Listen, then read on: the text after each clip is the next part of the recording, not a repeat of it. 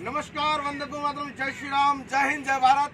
आज हम खड़े हैं जयपुर के मानसरोवर में, और मानसरोवर में एक ऐसी गुड़िया के साथ में जिन्होंने इस देश की जनता के लिए एक बहुत बड़ी मुहिम को लेकर 5 दिन तक अनशन किया था इसी मानसरोवर में। और उसका नतीजा ये आया, आप लोगों को बता दूं मैं, कि इस गुड़िया के 5 दिन के अनशन को लेकर राजस्थान की भाजपा सरकार के द्वारा बड़ी गंभीरता से मामला लेते हुए इसको सफलता मिली है। सफलता में आज कल रात को इस गुड़िया का अनशन तुड़वाकर हमारे शिक्षा मंत्री मदन दिलावर जी द्वारा इसको आश्वासन जो दिया है उसके बारे में चर्चा करेंगे। तिरंगा गर्ल्स तंजीम मेहरानी से क्या कहा मदन दिलावर जी ने और क्या क्या आश्वासन मिला है, पूरी बात आज हम करेंगे तिरंगा गर्ल्स से।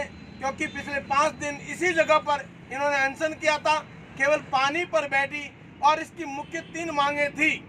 जो हिजाब को लेकर, आपको पता है कर्नाटक से जो हिजाब का विवाद शुरू हुआ था, और उसी हिजाब को लेकर देश के अंदर कुछ लोगों ने भ्रांतियां फैला रखी थी, विवाद खड़ा किया था, और उन लोगों को सबको जवाब देते हुए एक मुसलमान समाज में पैदा होकर भी इस लड़की ने सत्य और न्याय की लड़ाई लड़ी और 5 दिन तक अन्न त्याग कर उन सभी लोगों को झुकने के लिए मजबूर कर दिया।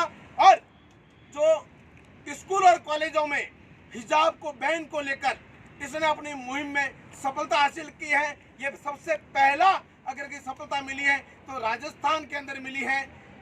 कल हमारे शिक्षा मंत्री मदन दिलावर जी इसी मौके पर पहुंचकर उसका अनशन तुड़वाया था, और बाकायदा लिखित में लेटर देकर इनको कहा है कि अब राजस्थान के किसी भी कॉलेज या स्कूल में अगर कोई भी लड़की हिजाब पहनकर एंट्री करेगी तो उसके ऊपर कार्रवाई होगी और ये कानून सख्त लागू होगा।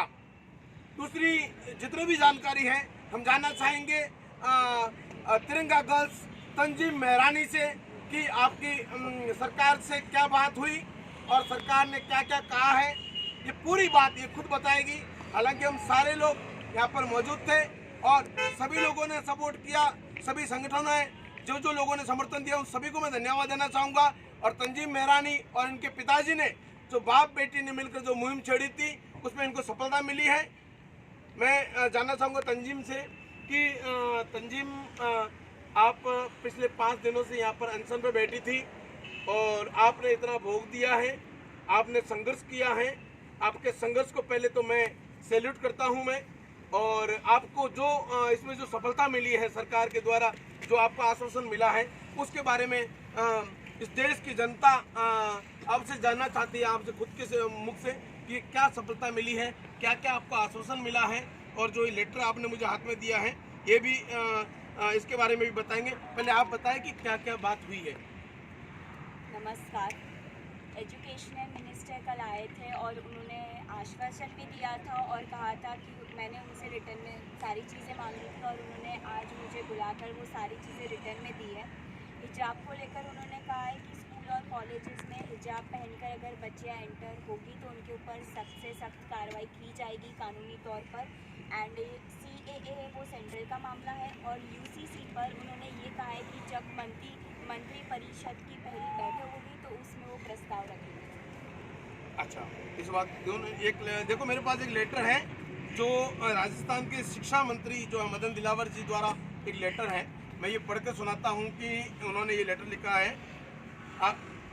प्रिय सुश्री तंजीम मेहरानी, आपकी देशभक्ति की भावना व राष्ट्र सेवा के जज्बे को देखकर मैं भी ये बहुत बड़ी बात है कि शिक्षा मंत्री इतनी बड़ी लाइन लिख रहे हैं जिसमें शैक्षणिक संस्था में ड्रेस कोड के पालन, सम्मान, नागरिकता संहिता और नागरिकता संशोधन कानून को लेकर करवाने जैसे महत्वपूर्ण विषयों को लेकर आपके आह्वान से समाज में सकारात्मक संदेश गया है। ये बहुत बड़ी बात है। जो लोग ये जो जातिवाद और संप्रदायवाद फैला रहे हैं उन लोगों के लिए उनके मुंह पर बहुत बड़ा तमाचा है ये।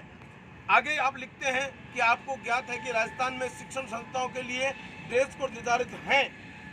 हालांकि कांग्रेस के राज्य में इस चीज की पालन नहीं होती थी, क्योंकि कांग्रेस जो है वो तुष्टीकरण की राजनीति की है, आप सभी लोगों को पता है।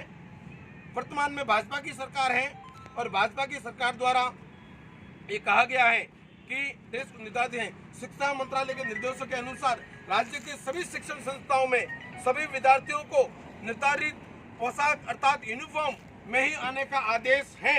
ये आदेश ऑलरेडी पहले से था परंतु लागू नहीं था, इस पे कोई सीरियस नहीं थे, परंतु तंजीम मेहरानी की जो मिशन है, जो मेहनत है, उसमें उनको ये फैसला लेना और ये एक स्ट्रिक्ट काम करने के लिए, सरकार को विवश करने के लिए मैं उनको धन्यवाद देता हूं। आगे आप लिखते हैं कि आपकी मांगों और 5 दिनों के अनशन पर संज्ञान लेते हुए, देखिए क्लियर लिख रहे हैं साहब, लेते हुए आपको विश्वास दिलाना चाहता हूं कि शिक्षण संस्थाओं में ड्रेस कोड संबंधी नियम का पूर्ण पालन सुनिश्चित किया जाएगा। वही सम्मान नागरिकता संहिता के संबंध में ड्राफ्ट कमेटी बनाने का विषय शीघ्र मंत्रिपरिषद की बैठक में रखा जाएगा। यूसीसी जो ऑलरेडी उत्तराखंड सरकार द्वारा लागू कर चुके हैं, वहीं दूसरा प्रदेश बनेगा राजस्थान, जिसका क्रेडिट सरकार के साथ साथ में तंजीम मेहरानी को जाता है, जिनकी मेहनत ये रंग लाई है। बैठक में रखा जाएगा। संवैधानिक प्रक्रिया के अनुरूप आगे की कार्रवाई की जाएगी। इसी के ये लेटर के साथ में मंत्री जी ने इनका अनशन तोड़वाया है। कल सारे लोगों ने, जो शर्मा जी बैठे हैं ये और जितने भी भाई हैं यहाँ पर, जिन जिन लोगों ने समर्थन दिया, उन सबकी मेहनत रंग लाई है।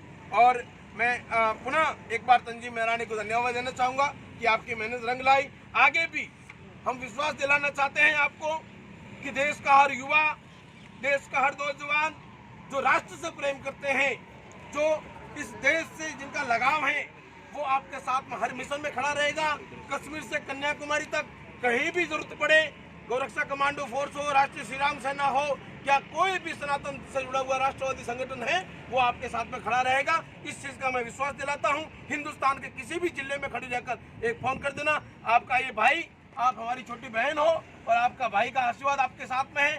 पूरा समाज, पूरा सनातन समाज और पूरे राष्ट्र प्रेमी समाज आपके साथ हमेशा कदम से कदम मिलाकर खड़ा रहेगा। जय हिंद, जय भारत।